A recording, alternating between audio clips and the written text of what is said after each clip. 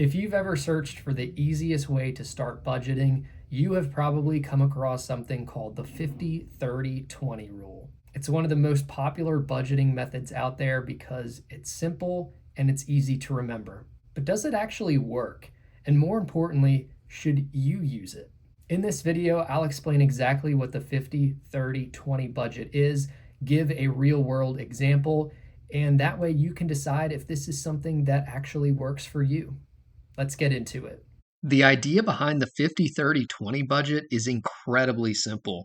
Instead of tracking dozens of spending categories, you divide your after tax income into just three groups: 50% for needs, 30% for wants, and 20% for savings and debt repayment.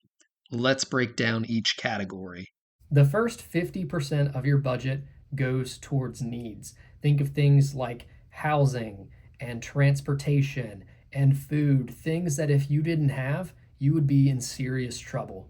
Needs typically include things like your rent or mortgage, utilities, groceries, health insurance, transportation, minimum debt payments, and other essential household expenses.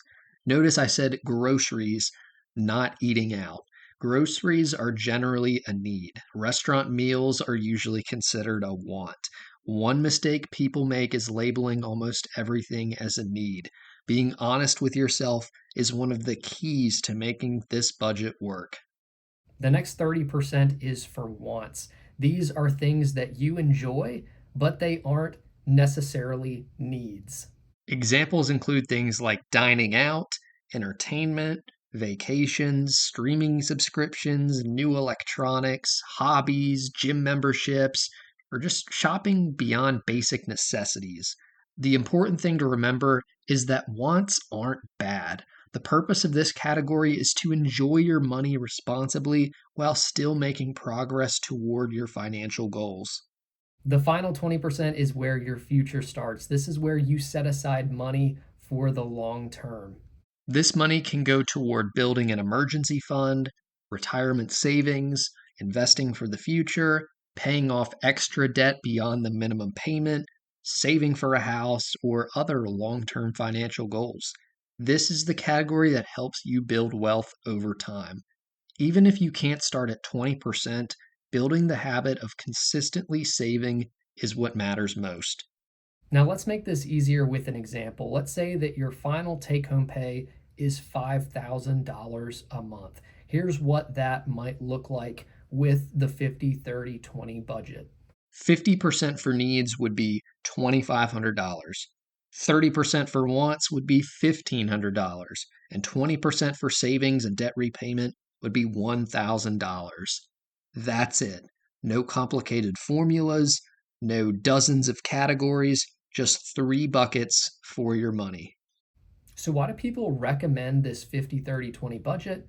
There's a few reasons. First, it's incredibly easy to understand. Second, it gives you permission to enjoy some of your money without feeling guilty. And third, it automatically prioritizes saving for the future. For beginners, those are huge advantages. Now, let's talk about where this budget doesn't work so well. The biggest challenge is that many people simply can't fit their essential expenses into 50%. In areas with high housing costs, your rent or mortgage alone may take up more than half of your income. And if that's your situation, don't think you've failed. Use these percentages as a guideline, not a rule. Your budget should fit your life, not someone else's. So, should you use the 50/30/20 budget? If you are brand new to budgeting, this can be a great place to start. It gives you a simple framework without making budgeting overcomplicated. Just a side note, if you're someone who tithes the first 10% or however much percent of your income, that amount would still come out first, and then you would follow this 50/30/20 budget after that money is already taken out off of the top. Now, as your financial situation changes, you can adjust these percentages based on your needs. The important thing isn't necessarily following the exact numbers. The important thing is making sure that every dollar that you have has a purpose. So to recap, the 50/30/20 budget divides your after-tax income into three categories: 50% for needs, 30% for wants, and 20% for your future. It's easy to use, easy to remember, and it can be a great starting point if you're wanting to take control of your financial future. Remember, the best budget isn't necessarily a perfect budget. There's no one size fits all. The best budget is going to be one that you can stick to and stay consistent with. Have you ever tried the 50-30-20 budget, or are you thinking about doing it now? Let me know down in the comments. If you made it all the way to the end of this video, I really appreciate you. Be sure to like, subscribe, and turn on those notifications so you don't miss out on any future personal finance videos. I really appreciate you all, and I'll see you in the next one.